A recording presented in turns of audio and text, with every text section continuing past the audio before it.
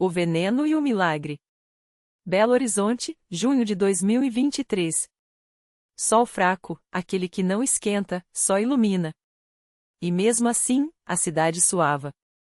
Eu, Lucas, técnico de manutenção do Hospital Nossa Senhora das Dores, aquele ali na rua 25 de Março, perto do viaduto Santa Teresa, não acreditava em milagres.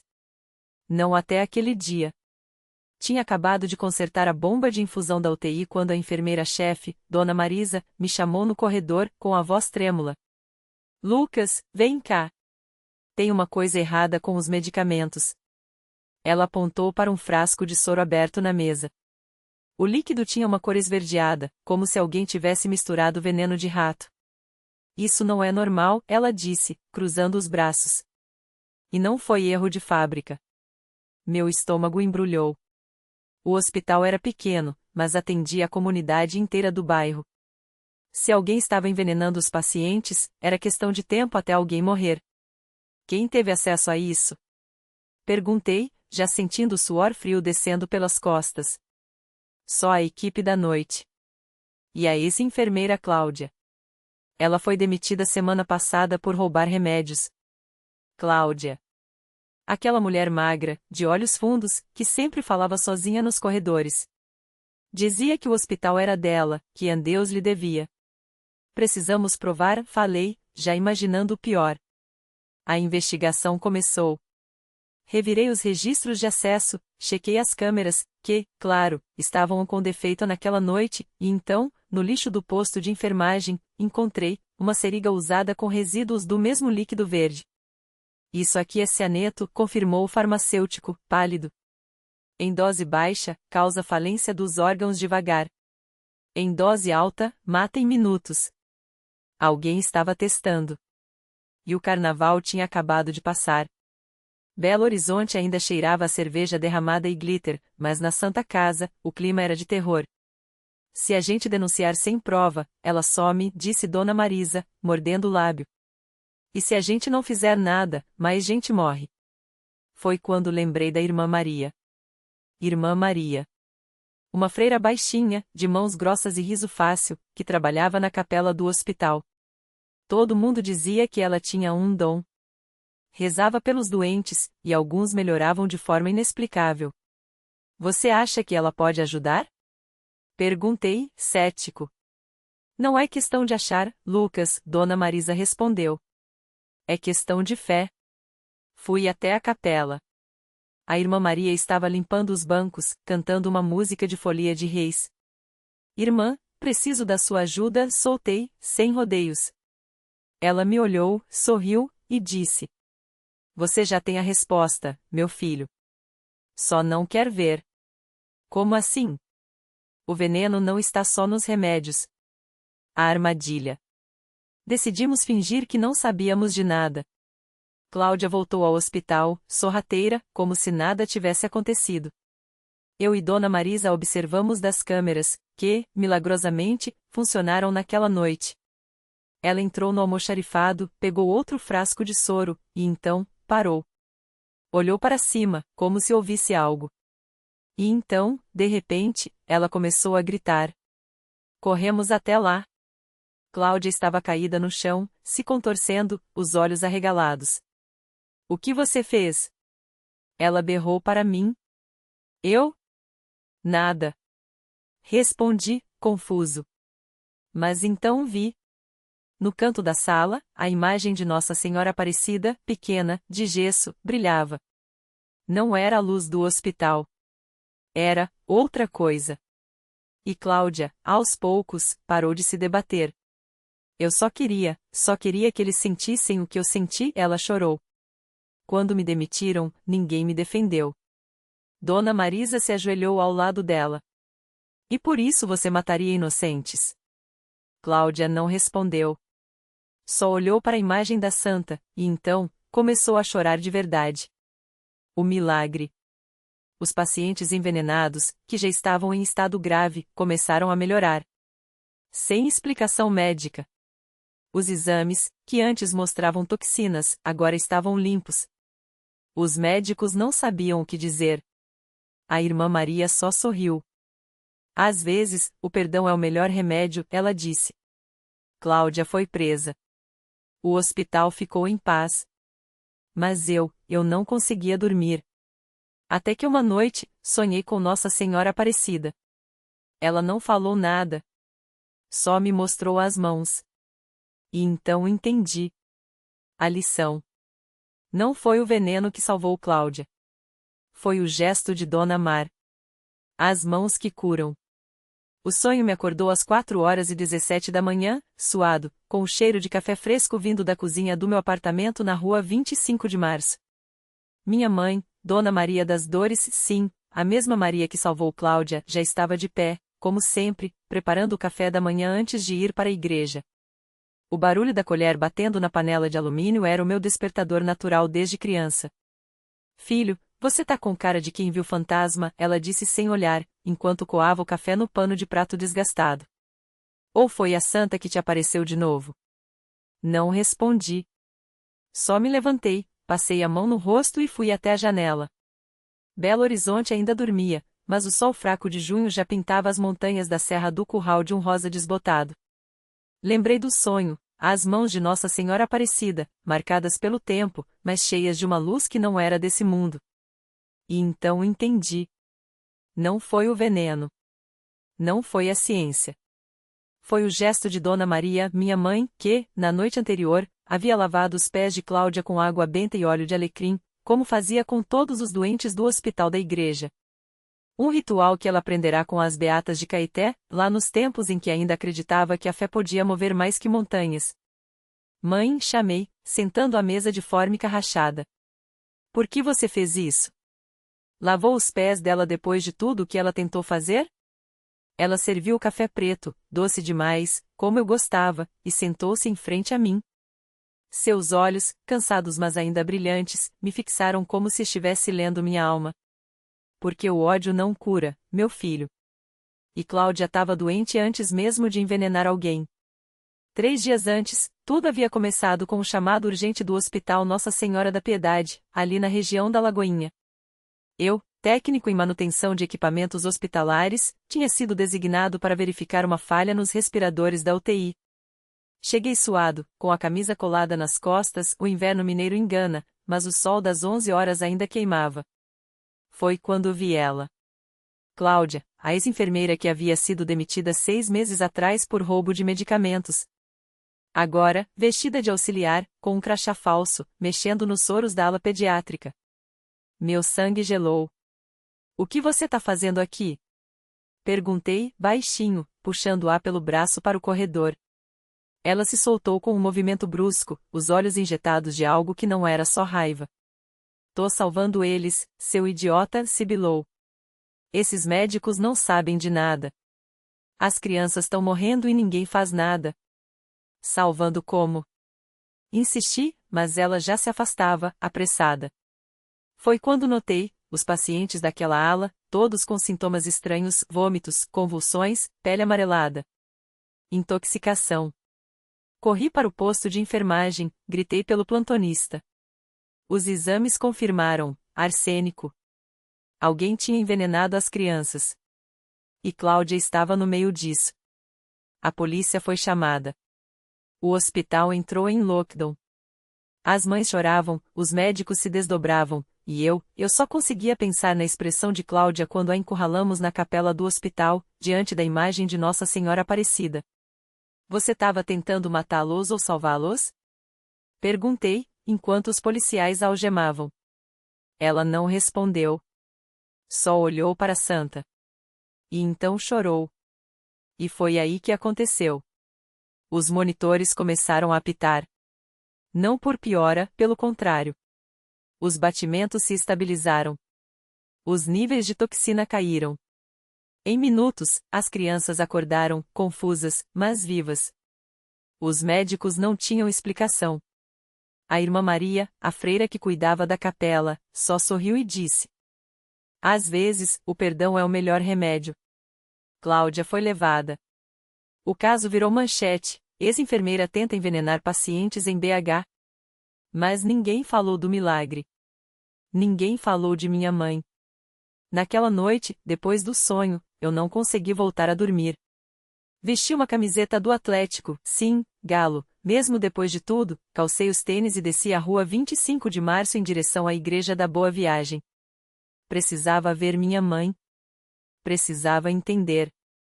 Ela estava na capela lateral, de joelhos, rezando o terço com as mãos calosas. Ao meu lado, a imagem de Nossa Senhora Aparecida, com o manto azul desbotado pelo tempo, mas os olhos ainda brilhando como se guardassem um segredo. Mãe? Ela se virou devagar, como se já soubesse que eu estava ali. Os olhos inchados de chorar, mas o rosto tranquilo. Não havia surpresa, nem medo. Só uma paz que eu não entendia. Filho, você veio. Como assim, você veio? Mãe, o que está acontecendo? Você sabia que a Cláudia ia fazer isso? Ela suspirou, passando os dedos pelas contas do terço. Não sabia não, meu filho. Mas eu sentia. Desde que você arrumou aquele serviço no Hospital da Boa Viagem, eu rezava todos os dias para Nossa Senhora proteger vocês. E ela protegeu. Proteger como, mãe?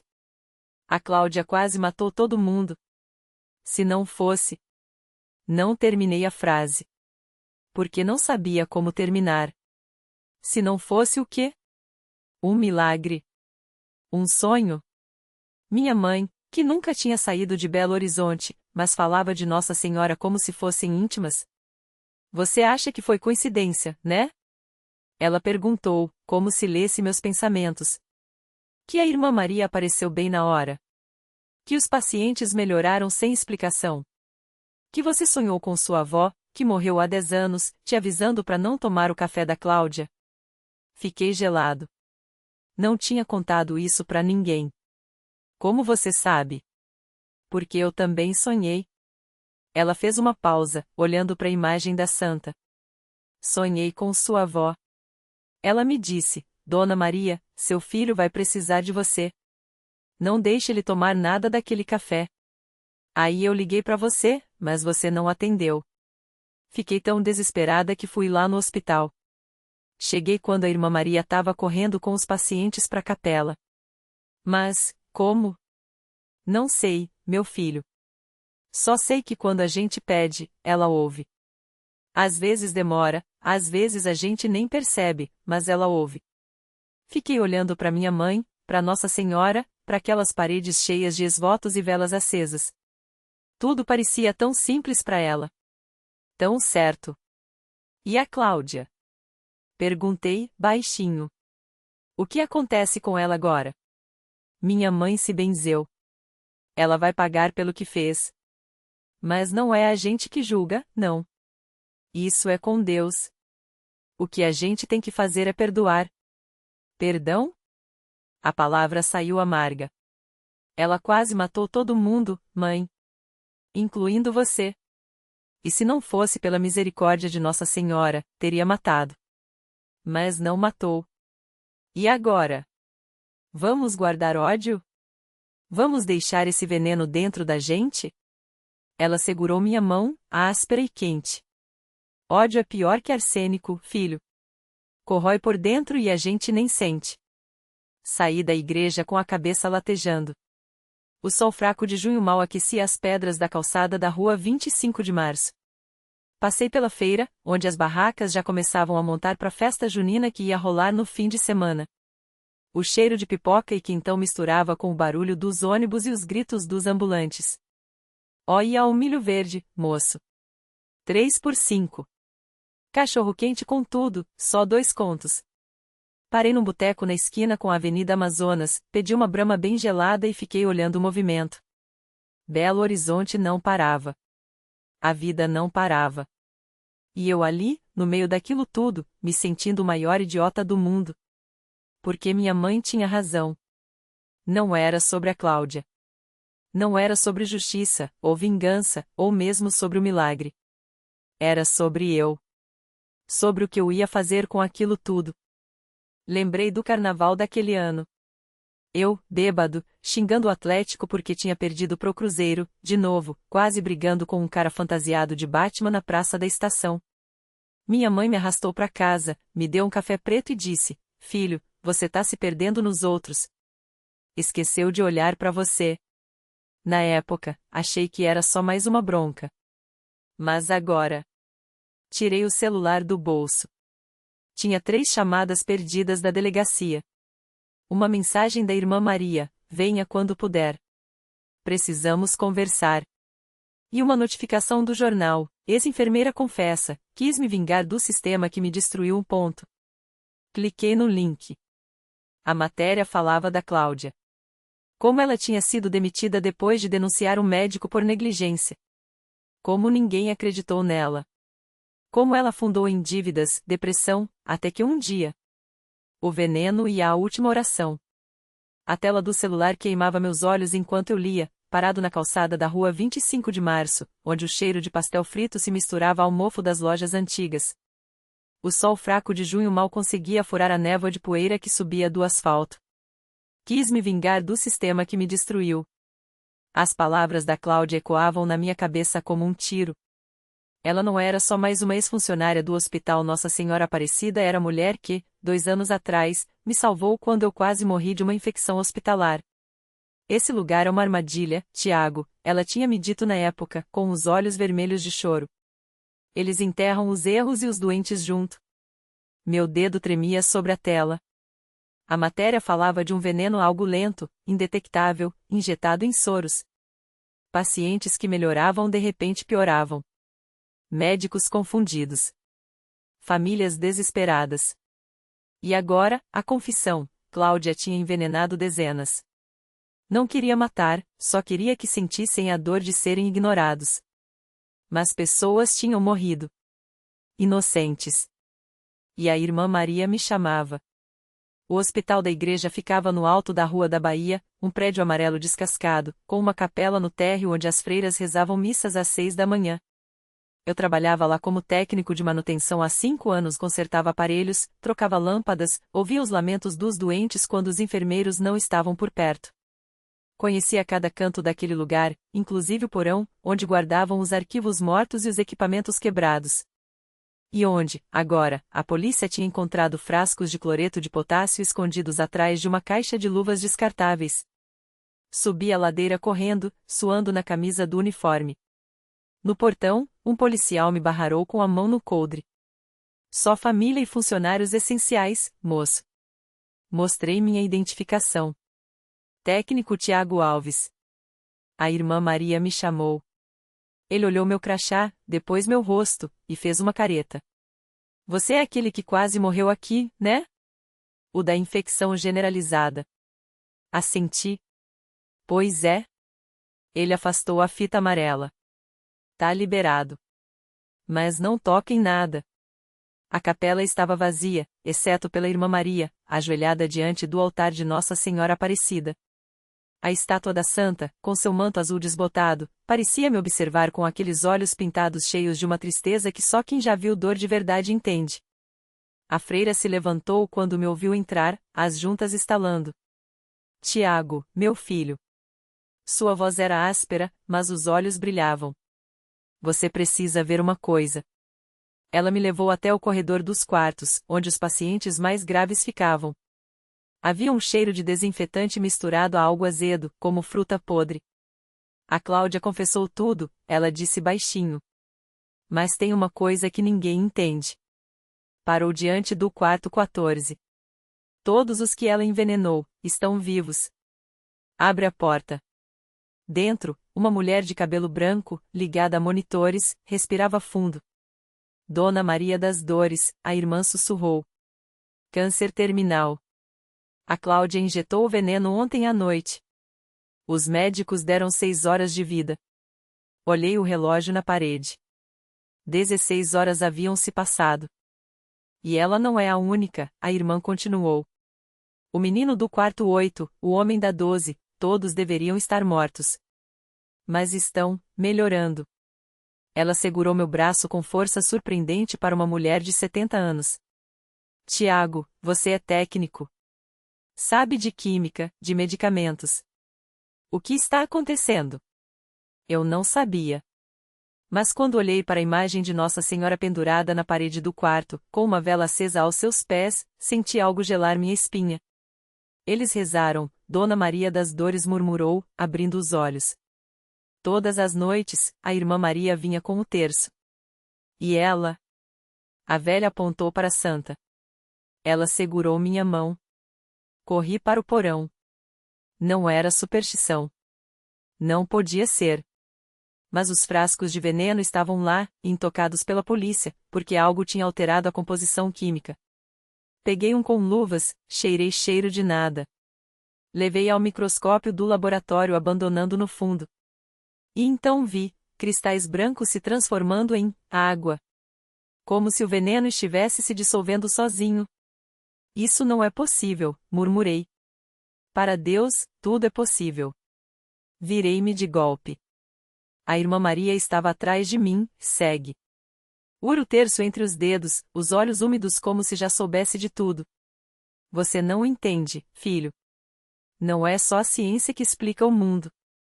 Engoli em seco. O laboratório do porão do Hospital Nossa Senhora das Graças, um prédio antigo na rua 25 de Março, com cheiro de mofo e desinfetante barato, parecia mais um túmulo naquele momento. O sol fraco de junho mal conseguia furar as janelas sujas, e o ar pesava como chumbo. Isso aqui é veneno, irmã. Tetrodotoxina. Uma dose mata 20 pessoas. E tinha suficiente para acabar com o hospital inteiro. Ela se aproximou, o rosário tilintando. Apontou para o frasco que eu ainda segurava, onde os cristais brancos agora eram apenas gotas transparentes no fundo. E onde está ele agora? Se foi. Exatamente. Fechei os olhos. Lembrei da Dona Maria das Dores, que deveria estar morta há 3 dias, mas que agora caminhava pelo corredor, abraçando os outros pacientes como se tivesse voltado de um sonho. Lembrei dos exames que mostravam seus órgãos regenerados. Lembrei da enfermeira Demétria, ex-colega minha, que tinha sido pega com as mãos na massa, ou melhor, nos frascos, e agora chorava numa cela, jurando que algo a impediu de terminar o que começou. Não faz sentido de insistir, mais para mim do que para ela. A irmã Maria sorriu, daquele jeito que só quem já viu o impossível consegue sorrir. Em 1929, uma imagem de Nossa Senhora Aparecida foi roubada em Contagem. Os ladrões jogaram no mato, e quando a polícia encontrou, estava intacta, apesar da queda. Você acha que foi coincidência? Isso é lenda. E o que você está vendo aqui, então? Silêncio. De repente, o barulho do carnaval ecoou lá fora. Mesmo em junho, sempre tinha algum bloco ensaiando na praça da estação, os tambores surdos batendo como um coração gigante. Ó, abre alas que eu quero passar. Alguma escola de samba cantava, e por um segundo, senti saudade daqueles dias em que a vida era só cerveja gelada, fantasia de pirata e a ilusão de que nada podia nos tocar. Por que ela? Perguntei, baixinho. Por que a santa escolheu este hospital? Este lugar cai aos pedaços. A irmã Maria olhou para o teto, onde uma rachadura em forma de cruz se estendia pelo reboco descascado. Porque aqui, as pessoas ainda acreditam. Mesmo quando tudo está podre, elas se ajoelham. Mesmo quando a medicina falha, elas rezam. Ela pousou a mão no meu ombro. Você também reza, técnico? Não respondi. Mas lembrei da última vez que tinha entrado numa igreja, era carnaval, bêbado, com uma coroa de plástico na cabeça, pedindo perdão por coisas que nem sabia mais quais eram. E a Demétria? Mudei de assunto. Ela vai pagar por isso. Ela já está pagando. A irmã fez uma pausa. Mas você sabe o que é pior que o veneno, não sabe? O quê? O desespero. Ela queria matar a dor dos outros porque não aguentava mais a dela. Isso me atingiu como um soco. Porque eu conhecia a Demétria. Sabia que ela tinha perdido o filho num acidente de ônibus na BR-040, que o marido a deixou, que ela virou noite trabalhando no plantão só para não enfrentar o apartamento vazio. Sabia que, às vezes, a linha entre herói e vilão é mais fina que uma agulha de seriga.